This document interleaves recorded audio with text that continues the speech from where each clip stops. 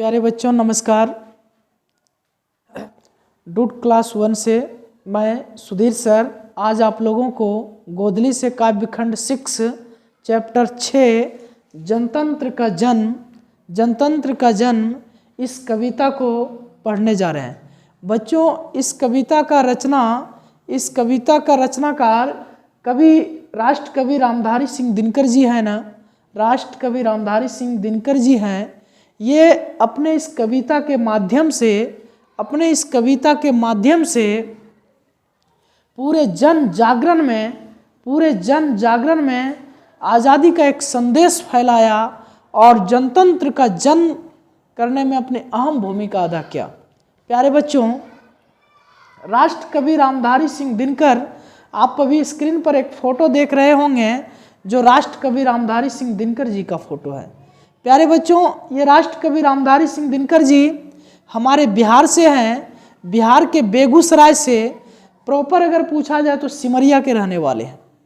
प्यारे बच्चों, जब हमें गर्व की बात होती है कि जब हमारे बिहार से कोई राष्ट्रकवि पूरे भारत में अपना नाम रोशन कर रहा है, लेकिन ये तो सर्वोपरि है जिन्होंने आज़ादी के समय अपने कविता के माध्यम से बहुत अहम भूमिका अदा किया।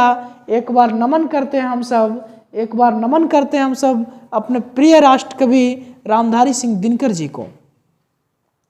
प्यारे बच्चों, समझना चाहेंगे हम लोग हमारे राष्ट्रकवि रामधारी सिंह दिनकर ने जनतंत्र की जन्म इस कविता के माध्यम से हमारे पूरे समाज को क्या मैसेज देना चाहा। तो एक बार सभी बच्चे हमारे डूड क्लास 1 की चैनल को लाइक सब्सक्राइब शेयर करें और सब लोग हमसे जुड़ें। प्यारे बच्चों, आपको मैं कर्म से लेकर के सभी चीज़ अच्छे तरीके से तैयारी करा दूंगा। आप सब हमारे चैनल से जुड़िए। आप सबको मैं विश्वास दिलाता हूं कि आप सबको अच्छे तरीके से, परफेक्ट तरीके से इसकी तैयारी करा दूंगा। तो बच्चों, बिना देर किए हम लोग राष्ट्रकवि रामधारी सिंह दिनकर की कवि परिचय की ओर बढ़ते हैं। प्यारे बच्चों, सब जनतंत्र की जन्म ये जो कविता है, इसका कविकार रामधारी सिंह दिनकर जी हैं। इसका कविकार कौन है बच्चों? रामधारी सिंह दिनकर जी हैं। रामधारी सिंह दिनकर जी का जन्म 23 सितंबर 1908 ईस्वी को सिमरिया बेगूसराय बिहार में हुआ था। कहाँ हुआ था बच्चों? सिमरिया बेगूसराय बिहार में। सबसे खुशी की बात, गर्व की बात यह है कि हमारे बिहार से इतने बड़े कवि रामधारी सिंह दिनकर जी हैं। हमारे बिहार से ये गर्व की बात होना चाहिए। एक बार सभी बच्चे इस गर्व के साथ लाइक करें और राष्ट्रकवि रामधारी सिंह दिनकर जी के लिए कमेंट बॉक्स में जय बिहार, जय रामधारी सिंह दिनकर लिखें। प्यारे बच्चों, राष्ट्रकवि रामधारी सिंह दिनकर का जन्म 23 सितंबर 1908 ईस्वी को सिमरिया बेगूसराय बिहार में हुआ और इनका निधन 24 अप्रैल 1974 ईस्वी में हुआ। निधन कब हुआ बच्चों? 24 अप्रैल 1974 ईस्वी में। इनकी माता का नाम मनरूप देवी और पिता का नाम रवि सिंह था बच्चों। इनका माता का नाम मनरूप देवी और पिता का नाम रवि सिंह था बच्चों। दिनकर जी की प्रारंभिक शिक्षा गांव और उसके आसपास हुआ। दिनकर जी प्रारंभिक शिक्षा यानी प्राथमिक शिक्षा गांव में और उनके आसपास के स्कूलों में हुआ। 1928 ईस्वी में दिनकर जी 1928 ईस्वी में मोकामा घाट रेलवे हाई स्कूल से मैट्रिक किया। पूछा जा सकता है बच्चों कि दिनकर जी मैट्रिक कहाँ से किया, तो आपको बताना है मोकामा घाट रेलवे हाई स्कूल से। कब किया? तो 1908 ईस्वी में। 1932 ईस्वी में पटना कॉलेज से इतिहास में बीए ऑनर्स किया।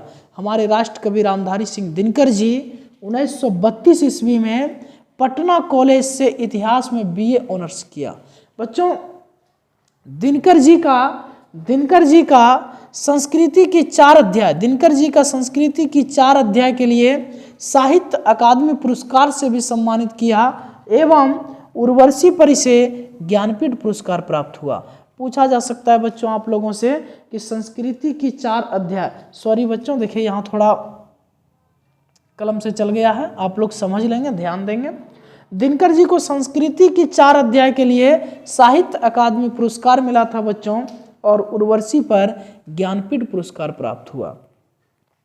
इन्होंने भारत सरकार, एक बार इन्हें दिनकर जी को भारत सरकार की ओर से पद्म विभूषण से भी सम्मानित किया गया। प्यारे बच्चों, हमारे राष्ट्र कवि रामधारी सिंह दिनकर जी को भारत सरकार की ओर से पद्म विभूषण से सम्मानित किया गया। प्यारे बच्चों, इनकी प्रमुख कृतियां प्रणभंग, रेणुका, हुंकार, रसवंती, कुरुक्षेत्र, रसिमरथी, नीलकुसुम, उर्वशी, परशुराम की प्रतीक्षा, हारे का हरिनाम इत्यादि इनकी काव्य कृतियां एवं गद्य कृतियां इनका मिट्टी की ओर, अर्धनारीश्वर, संस्कृत के 4 अध्याय, काव्य की भूमिका इत्यादि, शुद्ध कविता की खोज, दिनकर की डायरी इत्यादि ये इनकी गद्य कविता है। प्यारे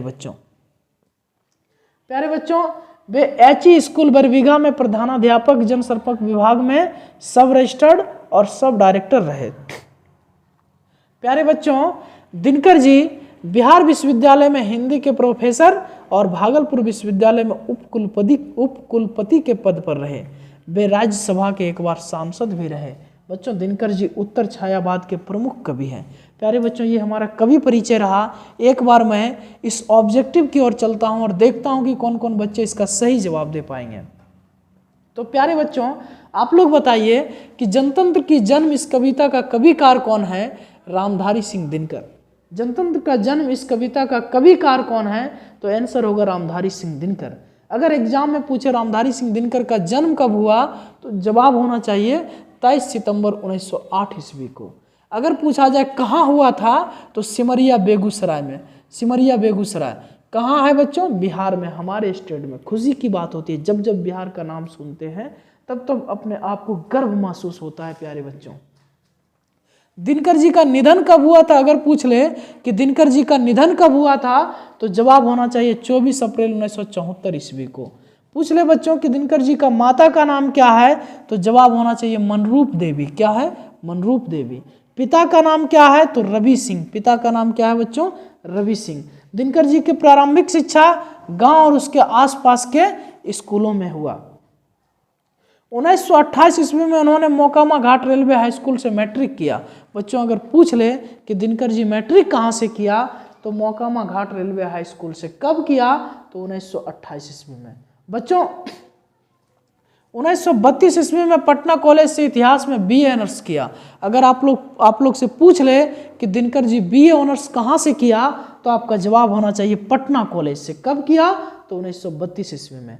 पूछ ले बच्चों कि दिनकर जी को साहित्य अकादमी पुरस्कार किस रचना पर मिला, तो संस्कृति की 4 अध्याय। संस्कृति की 4 अध्याय लिखा है, दिनकर जी को संस्कृति की 4 अध्याय पर साहित्य अकादमी की पुरस्कार दिया एवं उर्वशी की रचना पर ज्ञानपीठ की पुरस्कार दिया। पूछ लेगा बच्चों कि दिनकर जी को किस रचना पर ज्ञानपीठ पुरस्कार प्राप्त हुआ, तो जवाब होना चाहिए उर्वशी। क्या जवाब होना चाहिए बच्चों?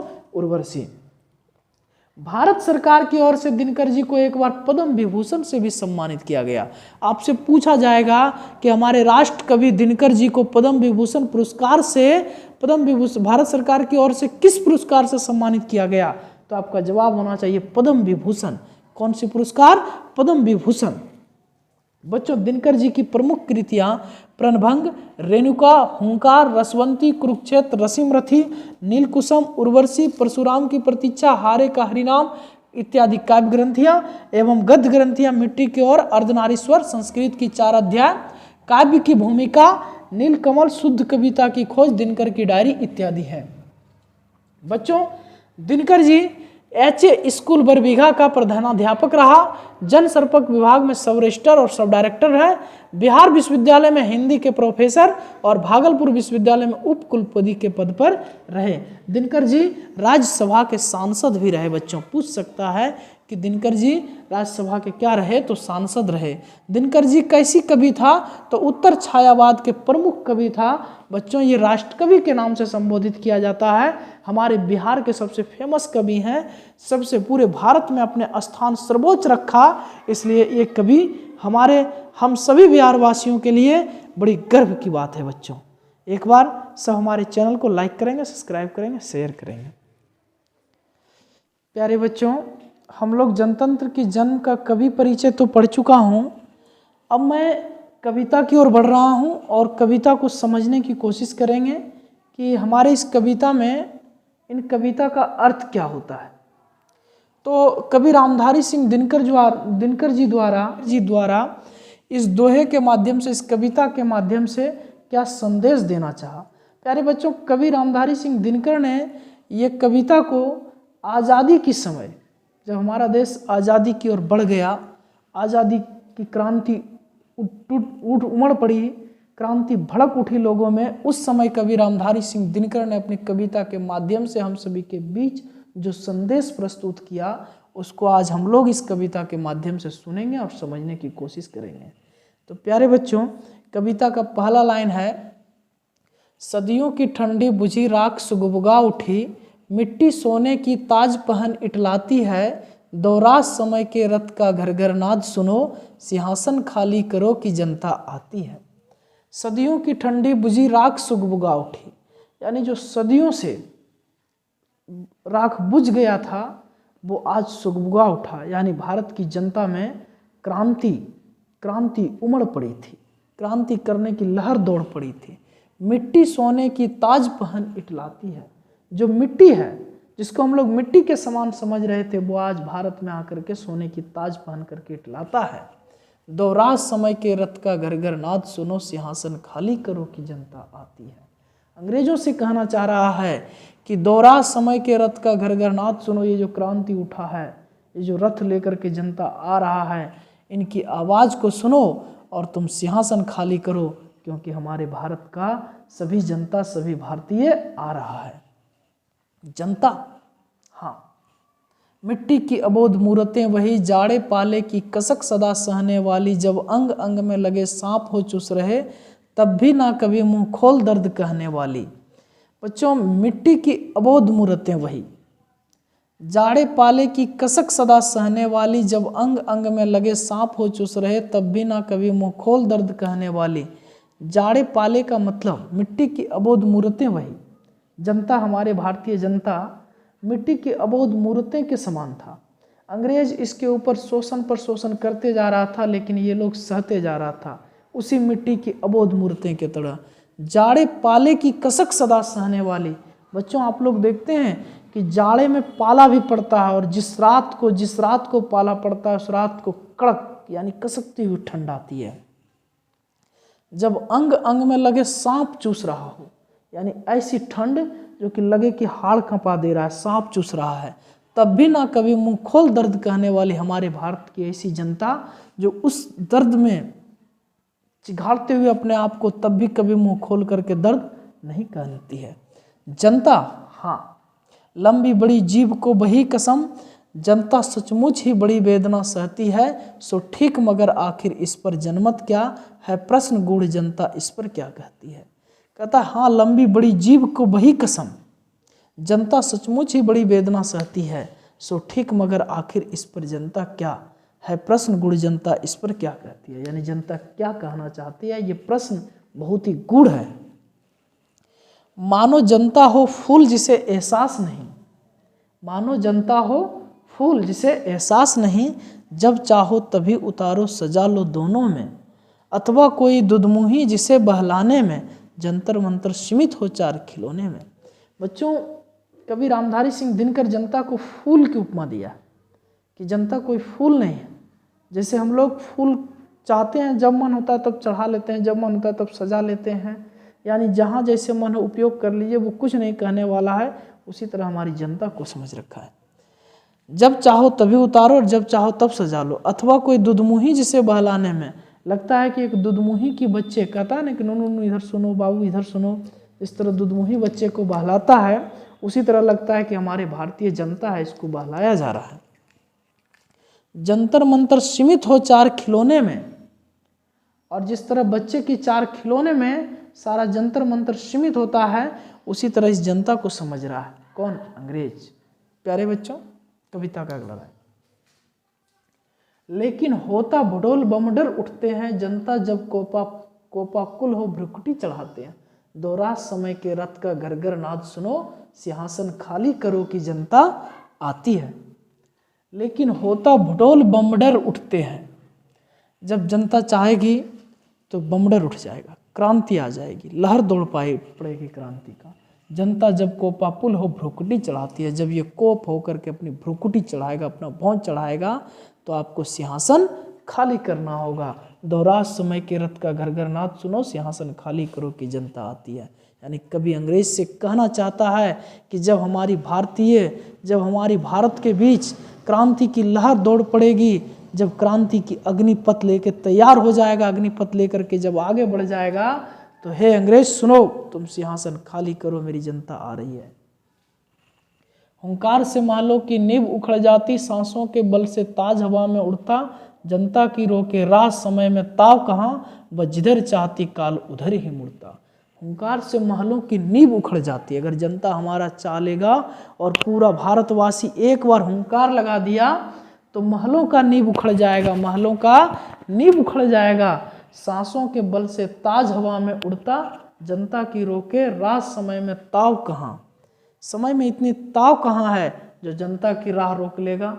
वह जिधर चाहेगी काल उधर ही मुड़ जाएगा, वह जिधर चाहेगी काल उधर ही मुड़ जाएगा। अब्दों शताब्दियों शस्त्रवध का अंधकार बिता, गवाच अंबर के दहके जाते, या और नहीं कोई जनता के स्वप्न अजय, चीरते तिमिर का बच्च उमड़ते आते हैं। कह रहा है अब्द शताब्दियों शस्त्राब्द का अंधकार, यानी शताब्दियों से ये अंधकार को हम लोग सहते आए। बिता गवाच अंबर के दहके जाते, या और नहीं कोई जनता का स्वप्न अजय है, चीरते तिमिर का बच्च उमड़ते आते। और जब जनता चाहेंगे तो इस भारी अंधकार यानी तिमिर मतलब होता है घिरा हुआ अंधकार, इस अंधकार की बच्च को उखाड़ करके समय पर चले आएंगे। सबसे विराट जनतंत्र जगत का आ पहुंचा, पूरे जगत का, पूरे संसार का सबसे विराट जनतंत्र आ पहुंचा है। 33 कोटि हित सिंहासन तैयार करो। 33 कोटि मतलब 33 करोड़। उस समय जिस समय कवि रामधारी सिंह ये कविता लिखा, उस समय भारत की जनसंख्या 33 करोड़ था। कितना था बच्चों? 33 करोड़। 33 कोटि हित सिंहासन तैयार करो, अभिषेक आज राजा का नहीं प्रजा का होगा। अभिषेक आज राजा का नहीं पूरे जनता का होगा, पूरे प्रजा का होगा। 33 कोटि जनता के सिर पर मुकुट धरो, 33 करोड़ जनता के सिर पर मुकुट धरो। आरती लिए तू किसे ढूंढता है मूर्ख, आरती की थाली लिए तू किसे ढूंढता है मूर्ख। मंदिरों राजप्रसादों और तहखानों में, मंदिरों और राजप्रसादों तहखानों में जो तुम आरती लिए ढूंढ रहे हो मूर्ख, वहाँ नहीं ढूंढना है। देवता कहीं सड़क पर गिट्टी तोड़ रहे हैं, देवता मिलेंगे खेतों में खलिहानों में। कवि रामधारी सिंह मंदिरों में जो देवता उनको देवता नहीं कहा है। कवि रामधारी सिंह देवता सड़क पर गिट्टी तोड़ रहे मजदूरों को कहा है। देवता मिलेंगे खेतों और खलिहानों में यानी किसानों को कहा है। इसलिए गिट्टी तोड़ रहे मजदूरों को देवता कहा है, इसलिए किसानों को देवता कहा है, क्योंकि आज हमारा देश पूरी तरह से कृषि पर आधारित है और पूरे देश को धरती की छाती को चीरकर सोने उपजाकर पूरे देश को जो अन्न प्रदान करता है, जो अन्नदाता कहलाता है, वो किसान है। इसलिए वो मजदूरों को, वो किसानों को देवता कहा है कवि रामधारी सिंह दिनकर। कह रहा है फावड़े और हल राजदंड बनने को, धुरस्ता सोने से श्रृंगार सजाती है। दोराज समय के रथ का घर घर नाद सुनो, सिंहासन खाली करो कि जनता आती है। फावड़े मतलब होता है कुदाल बच्चों, कुदाल और हल राजदंड बनने को। किसान लोग को देखते हो कुदाल और हल लेकर के एकदम तैयार हो जाता है कि भारत को सींच करके, निर्माण करके, इस मिट्टी की छाती को चीर करके सोना उपजा करके दिखाना है। तो प्यारे बच्चों, ये हमारा कविता का लाइन रहा। आप सब हमारे चैनल को कमेंट करके, सब्सक्राइब करके, लाइक करके, शेयर करके साथ दीजिए। नमस्कार, आप सबसे फिर मिलते हैं अगले वीडियो में।